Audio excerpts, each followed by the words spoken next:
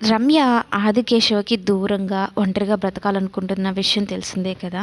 అయితే రమ్య తీసుకున్న ఆ నిర్ణయాన్ని గౌరవించి ఆదికేశవ కూడా వెళ్ళిపోతాడనమాట రమ్యకి కనిపించకుండా. రమ్యనే ఇంక ఇంట్లో పనులన్నీ కానీ, ఇంటికి సంబంధించినవి కానీ, బయట పనులు గాని అన్నీ చూసుకుంటూ ఉంటుంది.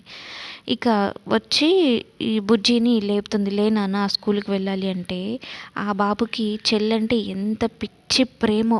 తనకి ఏమైపోతుందా క్షణం కూడా వదిలిపెడితే అన్నట్టుగా ఆలోచిస్తూ ఉంటాడు. "అమ్మా నేను స్కూలుకి వెళ్ళిపోతే, నువ్వు పొలానికి వెళ్ళిపోతే పాపని ఎవరు చూసుకుంటారు?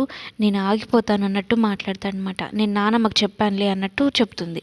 అసలు ఈ పాప గురించి మంచిగా ఆలోచిద్దామన్నా కూడా వెంటనే తలుచుకోగానే ఆ అమ్మాయి గుర్తొస్తే, వాళ్ళిద్దరికి పుట్టిన బిడ్డ అని తెలిస్తే నా వల్ల కావడం లేదు.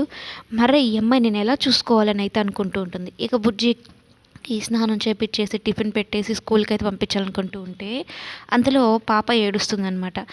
పాప ఏడిస్తే అస్సలు తట్టుకోలేకపోతాడు బుజ్జి. వెంటనే వెళ్ళిపోతాడు.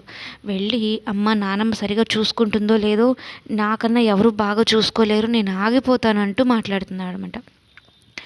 అప్పుడు ఈ నీలవని ఉండి, "రేయ్ నేను మీ నాన్నని చూసుకోలేదా? నిన్ను నేను చూసుకోలేదా?